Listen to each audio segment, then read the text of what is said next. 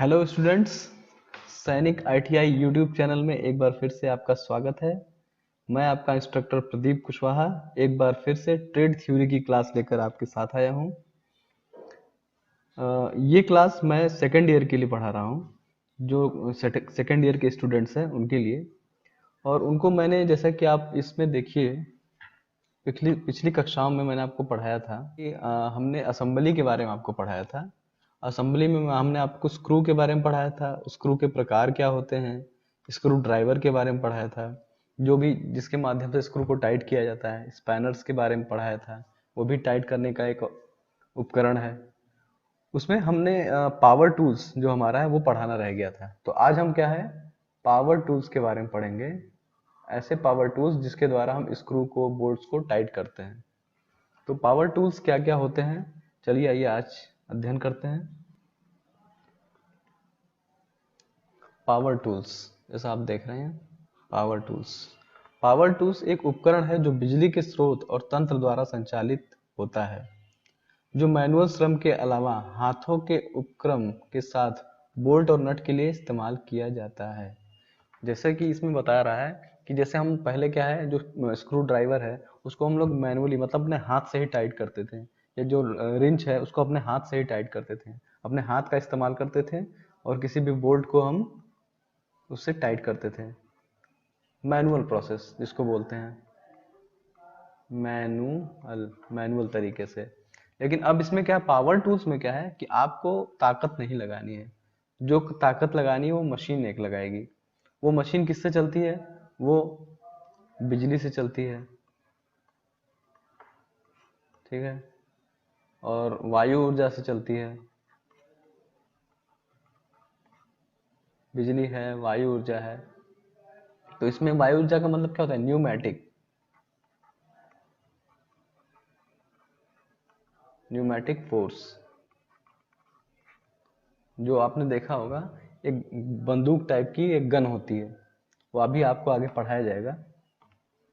तो उसी के द्वारा हम क्या करेंगे, पावर टूल से नट बोल्ट को टाइट करना है, खोलना है। जैसे बड़ी बड़ी जो मशीनरी होती है, सबकी कार है, तो कार के जो नट बोल्ट हैं उसको जल्दी जल्दी अगर टाइट करना है और खोलना है, तो उसके लिए क्या है कि पावर टूल्स का इस्तेमाल किया जाएगा। बहुत बड़े नट बोल्ट हैं उसको हाथ से नहीं खोला जाता, उसको पावर टूल्स के इस्तेमाल से ही खोला जाता है।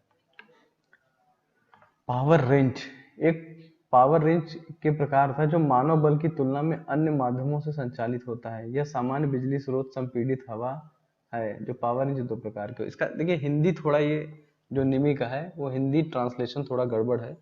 इसको मैं आपको सही हिंदी करके बता रहा हूँ।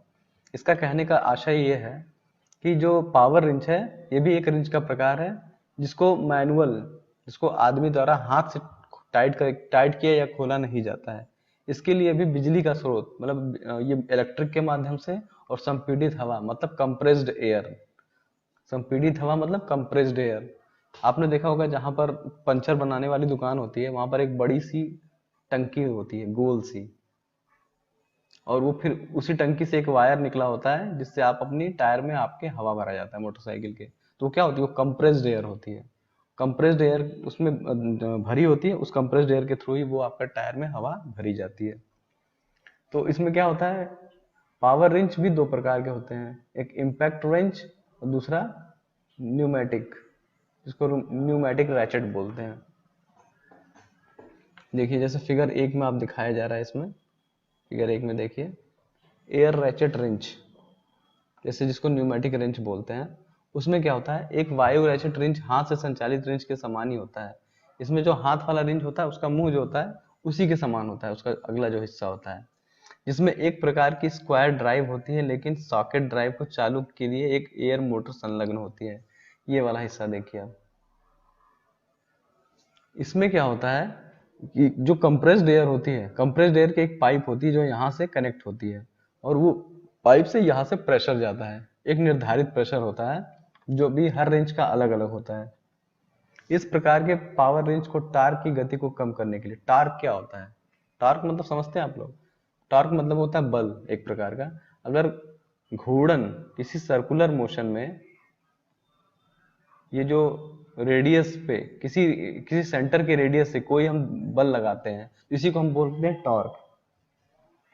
टॉर्क मतलब क्या होता है, कोई अगर वस्तु सर्कुलर मोशन मतलब घूर्णन क्रिया कर रही है, गोल गोल एक सेंटर के से घूर्णन गति अगर कर रही है, तो यहाँ से जो इसकी रेडियस वाली दूरी है, जो त्रिज्या है, उसके सापेक्ष जो गति है वही कहलाती है आपकी टॉर्क।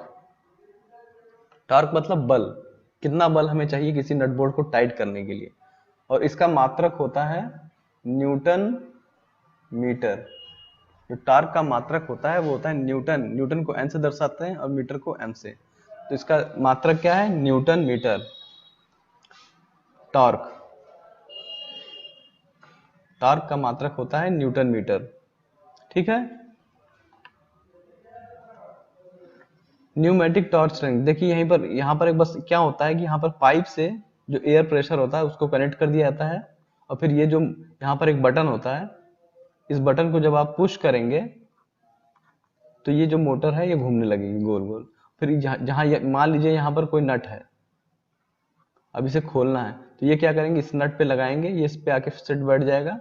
फिर आप इसे जैसे ही बटन दबाएंगे, अगर टाइट करना है तो टाइट, इसमें दोनों ऑप्शन होते हैं, अगर आपको खोलना है तो इस दूसरी तरफ बटन घुमा दीजिए तो ये खोलने लगेगा, अगर आपको टाइट करना है तो दूसरी तरफ बटन घुमा दीजिए, टाइट कर देगा।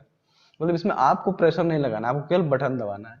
तो पावर टूल्स का काम क्या है, पावर टूल्स का काम कि आपको बिना एफर्ट लगाए कोई भी नट बोल्ट या स्क्रू को टाइट करना है या खोलना है, तो ये पावर रिंच का काम होता है।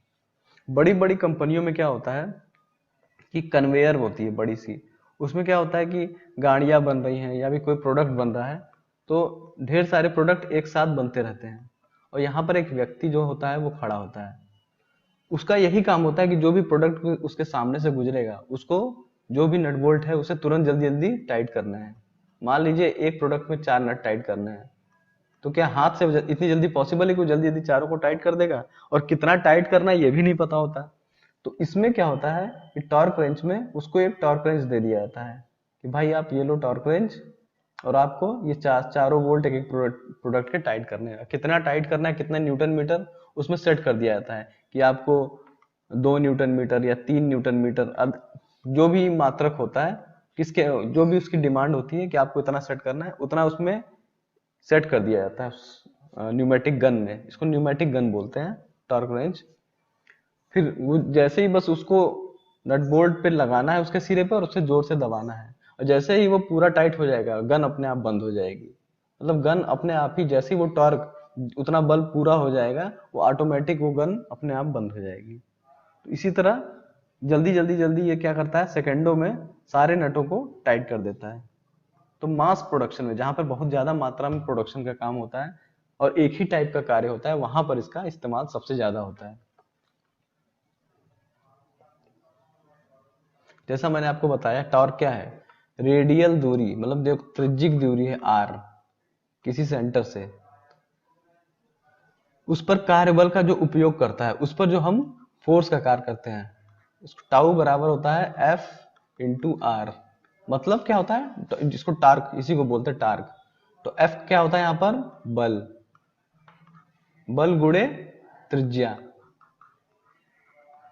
अगर आप इसका गुणा कर देंगे तो आपका क्या है, निकल जाएगा टॉर्क। इसको इससे प्रदर्शित किया जाता है टॉर्क को, ये टॉर्क का ये चिन्ह होता है, ठीक है। एफ इंटू आर याद रखिएगा, ये फॉर्मूला बहुत ज्यादा काम आता है। अगर आप फिजिक्स भी पढ़ेंगे तो जो घूर्णन गति का चैप्टर होगा उसमें आपको ये चीजें सामने देखने को मिलेंगी। टाउ इक्वल टू होता है एफ इंटू आर, याद रखिएगा, ठीक है। तो टार्क क्या करता है, फास्टनर को तनाव बनाकर टार्क का उपयोग किया जाता है। मतलब इसका कहने का अर्थ ये है कि टार्क के उपयोग के द्वारा ही हम किसी नट को टाइट कर सकते हैं और खोलते हैं, ठीक है। जो प्रेशर बनाता है और प्रेशर बना के तनाव बनाता है, तनाव बनाकर उसे टाइट कर देता है किसी भी नट बोल्ट को। जैसे कि ये कोई नट है,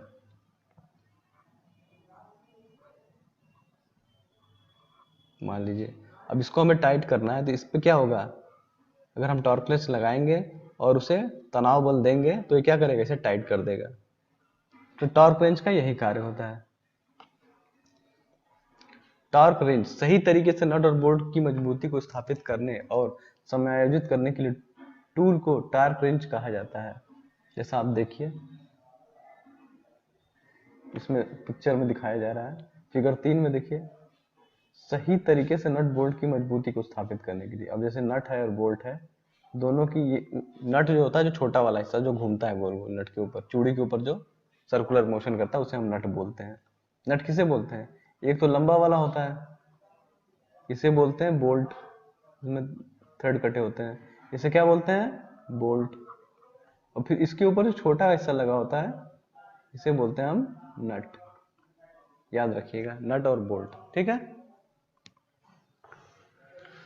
तो दोनों के बीच में अगर मजबूती से संबंध बना दे, समायोजित कर दे बिना किसी समस्या के, उसी को हम बोलते हैं टॉर्क रेंज, ठीक है। ये अलग अलग प्रकार के टॉर्क रेंज दिखाए, ये रिंग स्पैनर दिखाया गया है। रिंग स्पैनर क्या होता है? टॉर्क रेंज क्या होता है? सामने से खुला होता है एक जो टॉर्क रेंज होता है, जैसा मैंने आपको पिछली कक्षा में बताया था। और रिंग स्पैनर क्या होता है? चारों तरफ से बंद होता है, ये सीधे जाकर उसके ऊपर, नट के ऊपर सेट हो जाता है, और नट को खोलना या टाइट करना होता है उसके अकॉर्डिंग किया जाता है, ठीक है। अब ये देखिए, फास्टनर को कसना, फास्टनर को कसने के लिए हमेशा टॉर्क रेंच का उपयोग करें, और इसे धीरे धीरे से रेंच को चलाएं और रेंच को खींचें। मतलब कोई भी अगर हमें फास्टनर को टाइट करना है या खोलना है, तो ये नहीं कि झटके में करना है। झटका देने से क्या हो सकता है कि आपका जो बोल्ट है वो डैमेज हो सकता है या टूट भी सकता है। इसलिए धीरे धीरे एक चरण में किया जाता है, स्टेप बाय स्टेप, धीरे धीरे इसे स्मूथली खोला या बंद मतलब टाइट किया जाता है या फिर लूज किया जाता है। टाइट करेंगे या फिर आप लूज करेंगे। एक बार बार टाइप टॉर्क रेंज को पढ़ने के बाद स्केल पर सीधे नीचे देखो, जैसा आप नीचे में देख रहे हैं। मैं आपको दिखा दे रहा हूँ पिक्चर के माध्यम से। ये देखिए, ये टॉर्क पर क्या है कि टॉर्क का मान दिया हुआ है अलग अलग, 9 है, 8 है, न्यूटन मीटर में होता है इसका मान। अब जैसे आपको कितने टॉर्क पर कोई भी चीज टाइट करनी है, आपको मान लीजिए कोई चीज जो है एक या 9 पर आपको सेट करनी है, तो आप 9 पे पहले इस लाइन की सीध में लाकर इसे लगा देंगे, और फिर उसके बाद आप क्या करेंगे, ये टॉर्क का सेटिंग होता है। उसके बाद इसका जो मुंह होता है, क्या कहते हैं, ये इसको नट के ऊपर लगाकर जब आप खींचने की कोशिश करेंगे, तो 9 के बाद आप कितनी भी कोशिश करेंगे खींचने की, वो उसके ऊपर उसे टाइट करेगा ही नहीं। मतलब 9 जो न्यूटन मीटर का टॉर्क है, केवल वहीं तक, जितनी की सेटिंग करेंगे उतना ही बल उस पर लगाएगा, उससे ज्यादा बल उस पर नहीं लगाएगा। इससे क्या होता है, जैसे आपकी हर चीजों का, जैसे गाड़ियां हैं, कोई भी नट बोल्ट है, आवश्यकता से अधिक टाइट करने पर भी वो फेल हो सकता है और कम करने पर भी वो फेल हो सकता है। तो उसका एक सही समायोजन होता है कि हमें कितने पर उसे सेट करना है, उसका एक मानक तैयार किया जाता है। मान लीजिए आपकी गाड़ियों का जो टायर है उस पर आपको सेट करना है 5.4 न्यूटन मीटर, तो आप उसमें 5.4 न्यूटन मीटर का टॉर्क सेट करेंगे, फिर उसके जब नट को टाइट करेंगे, तो 5.4 से 5.3 नहीं होगा या 5.5 भी नहीं होगा, तो 5.4 पर ही टाइट होगा।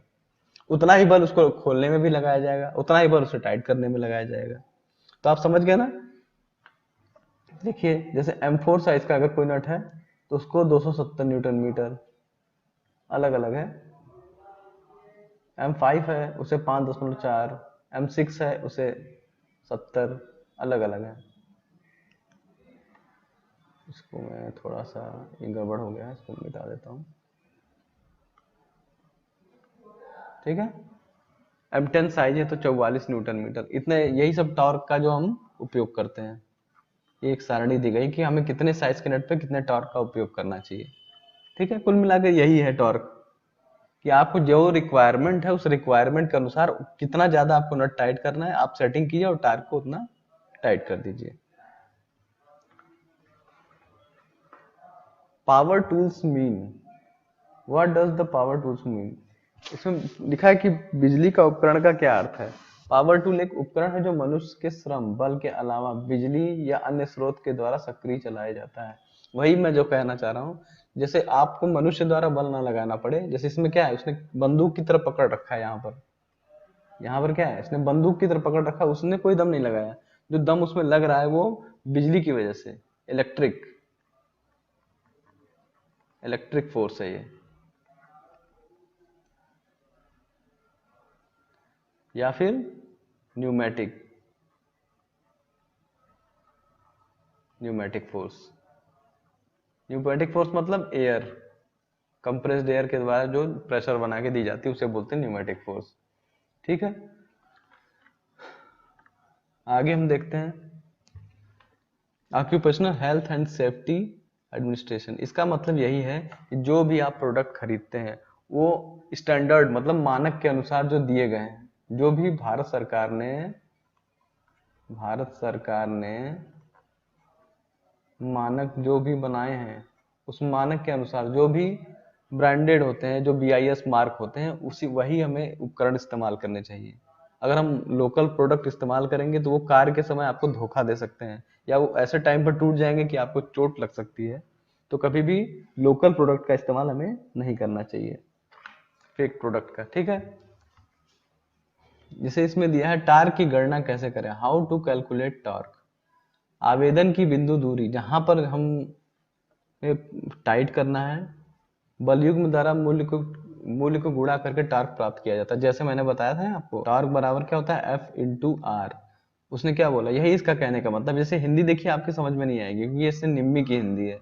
निम्मी की हिंदी क्या, चेन्नई वाले हैं, ये अंग्रेजी को ज्यादा प्रेफर करते हैं। इन्होंने जस्ट क्या किया, गूगल में ट्रांसलेट करके इसको हिंदी में डाल दिया। अब उसका मतलब निकले ना निकले या उनसे कोई लेना देना नहीं है।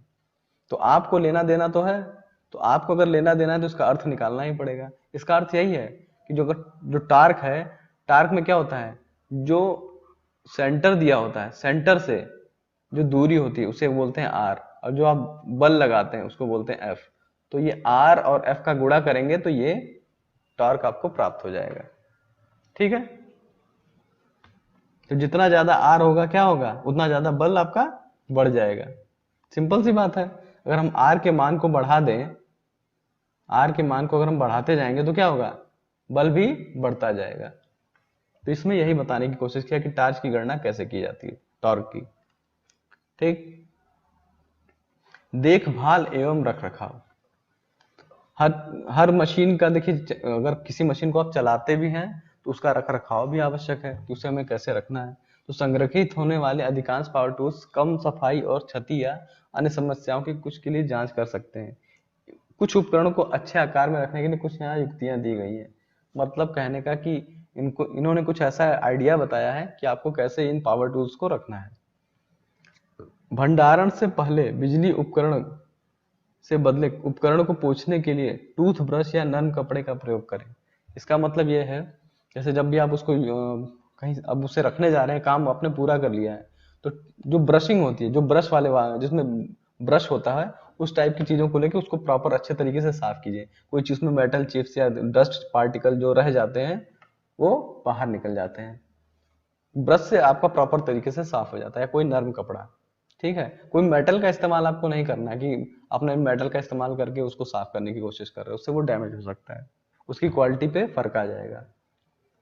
यदि उपलब्ध हो तो बिजली से साफ करने और धीरे धीरे उपयोग के लिए एक एयर कंप्रेसर का उपयोग करें। जैसे कि बहुत सी ऐसी जगह होती है जहां पर आपकी उंगलियां, हाथ नहीं पहुंच सकता, तो क्या होता है, एयर कंप्रेसर, जो प्रेशर से जो एयर आती है बहुत तेजी से, उस एयर से क्या करते हैं, हम उसके ऊपर प्रेशर मारते हैं, तो उसके अंदर जितनी भी डस्ट या गंदगी होती है वो उसके एयर प्रेशर के द्वारा क्या होती है, बाहर निकल जाती है और पूरी तरीके से वो साफ हो जाता है। तो ये भी एक तरीका है। लुब्रिकेंट पावर टूल्स जिन्हें स्नेह की आवश्यकता है टूल्स के उपयोगकर्ता के बाद या निर्देशक मतलब कहने का अर्थ यह है कि बहुत से ऐसे उपकरण जिसमें हमें ग्रीस की आवश्यकता पड़ती है, तेल की आवश्यकता पड़ती है, तभी वो अच्छे तरीके से कार्य करते हैं। मालूम लगातार वो 2000 2500 के आरपीएम पे घूमते हैं, तो सोचिए कि उनको लुब्रिकेशन की तो जरूरत पड़ेगी ही पड़ेगी। तो लुब्रिकेशन के लिए हमेशा उसको जब भी इस्तेमाल करें, आपको लगता है कि हाँ उसे लुब्रिकेशन की आवश्यकता है, उसमें कुछ आवाज आ रही है या कुछ खटखट की आवाज आ रही है या वो जैम चल रहा है, तो उसमें तुरंत लुब्रिकेशन उसमें जरूर डालें। उसका जो गाइडलाइन दिया हुआ है उस हर देखिए हर प्रोडक्ट का एक मैनुअल दिया होता है, किताब, उस किताब के हिसाब से उसकी मेंटेनेंस हमें करनी चाहिए। अपने मन से नहीं करना है आपको कुछ भी कि आपने जो भी मन किया वो तेल डाल दिया, उस किताब में जो लिखा हुआ है वही लुब्रिकेंट या उसी तरीके का मेंटेनेंस उसको हमें देना है। ठीक है, अब जैसे कि यह क्या लिखा है, एक साथ उपकरण स्क्रू अन्य फास्टनरों को पकड़ने वाले हिस्सों की जांच करें। इसका मतलब ये है कि जैसे ये जो इसका मुंह वाला हिस्सा है ना, जो ये सीधे जाके फास्टनर को पकड़ता है और उसके बाद उसे टाइट करता है, तो ये भी आपको चेक करना है कहीं वो ढीला तो नहीं हो गया है। कोई यूज, क्योंकि उस पर सारा फोर्स तो इसी पे पड़ता है। जब आप कोई काम करते हैं तो जितना भी टॉर्क होता है वो सारा इसी पर पड़ता है। तो इससे क्या होता है, वो हिस्सा डैमेज हो सकता है या लूज हो सकता है, उसका कोई हिस्सा जो है ढीला हो सकता है। तो उसको यूज करने से पहले एक बार हमें चेक कर लेना चाहिए, और यूज करने के बाद भी एक बार चेक करके ही रखना चाहिए कि वो सही तरीके से कार्य करना है कि नहीं। ब्लेड और अन्य काटने वाले उपकरण औजारों को तेज रखें। बिट और एक्सिलिस को पहनकर नुकसान को चेक करें। जैसे कि ब्लेड और अन्य काटने वाले उपकरण को तेज, जैसे कोई भी उपकरण अगर काटने वाला है तो उसका जाहिर सी बात उसकी धार नहीं रहेगी, तो धार उसे कट नहीं कर पाएगा। तो जैसे ड्रिलिंग मशीन है, तो ड्रिल में जो बिट होती है, बिट के अगर एज डैमेज है तो आप कितना भी कोशिश करोगे ड्रिलिंग प्रॉपर होगी ही नहीं। तो इसलिए आपको ये भी देखना है कि उसकी जो एज है, जो धार है, वो सही है या नहीं। तो उस चीज का भी हमें ध्यान रखना है। आपको केवल प्रोडक्ट को लगाकर देखना नहीं कि हमने सामान हमें मिल गया, हमने ड्रिल लगाई और होल करना शुरू कर दिया। आपको ये भी देखना है जो ड्रिल आपके पास है वो सही भी है या नहीं। ठीक है। और ड्रिल का उपयोग तभी कीजिए जैसे कि आपको पता है कि ये ड्रिल किस मटेरियल का बना हुआ है, और जिस मटेरियल को आप काटने जा रहे हैं वो उससे हल्का है। पता चला वो उससे अगर हार्ड है तो ड्रिल ही आपकी टूट जाएगी। तो ड्रिल का इस्तेमाल करते समय इस बात का खासा ध्यान रखें। रिप्लेसिंग पार्ट्स, बहुत सारे ऐसे पार्ट्स होते हैं टूल्स में जो लंबे समय तक कार्य करने से खराब हो जाते हैं, तो उस पर्टिकुलर पार्ट को हमें बदल देना चाहिए समय के हिसाब से। मशीनरी क्या होता है, कई प्रकार के लिए डिजाइन किए जाते हैं, तो हमें टाइम टाइम पर क्या होता है, कई पार्ट्स जो रिपेयर नहीं हो सकते उन्हें हमें बदल देना चाहिए।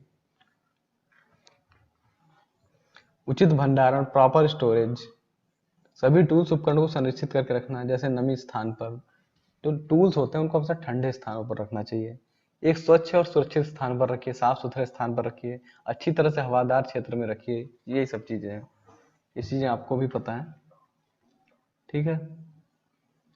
तो तो यहाँ पर क्या है कि हमने जो आपका चैप्टर है स्क्रू ड्राइवर, स्पैनर और बिजली के उपकरण, यहाँ तक हमने पूरा कर दिया है। ठीक है। तो यहाँ पर आपका जो मॉड्यूल 1 है, मॉड्यूल 1 में जो स्क्रू स्क्रू और स्क्रू ड्राइवर, स्पैनर्स और यहाँ तक के जो चैप्टर हैं वो कंप्लीट हो गए हैं। तो आज के लिए इतना काफी होगा। होप आपको ये जो वीडियो है वो अच्छी तरीके से मेरे ख्याल से समझ में भी आ रहा होगा। अगर कोई भी आपको डाउट है या कोई समस्या है तो कमेंट बॉक्स में कमेंट कीजिए और हमें बताइए कि आप एडिशनली इसमें क्या दिक्कतें आ रही हैं समझने में।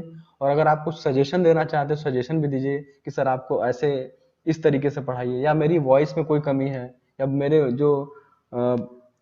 जो मेरा बात करने का जो तरीका है कोई कहीं वो ज़्यादा तेज तो नहीं है या ज़्यादा स्लो तो नहीं है। तो इस टाइप के कमेंट्स बॉक्स में आप बताइए ताकि मैं भी अपने जो पढ़ाने का तरीका है उसे और बेहतर कर सकूं। तो अगर आपको ये वीडियो अच्छा लग रहा है तो इसको लाइक कीजिए, कमेंट कीजिए, सब्सक्राइब भी कीजिए इस चैनल को, ताकि आपको इससे रिलेटेड जो वीडियोज़ हैं वो बार बार मिलते रहें। और ये देखिए बहुत ही अच्छा प्लेटफॉर्म है। मैं भी आपको यही कहूँगा कि अगर आप कॉलेज नहीं जा पा रहे हैं तो अपने घर से बैठे बैठे यहाँ पर अच्छी खासी जानकारी आपको आसानी से मिल सकती है, वो भी फ्री ऑफ कॉस्ट। तो फ्री में ज्ञान अगर मिल रहा है तो उसे बटोर लेना चाहिए। बिल्कुल, ज्ञान क्या है, अमूल्य होता है, उसकी कोई कीमत नहीं होती है। ठीक है। तो दोस्तों आज के लिए इतना काफ़ी है। जय हिंद।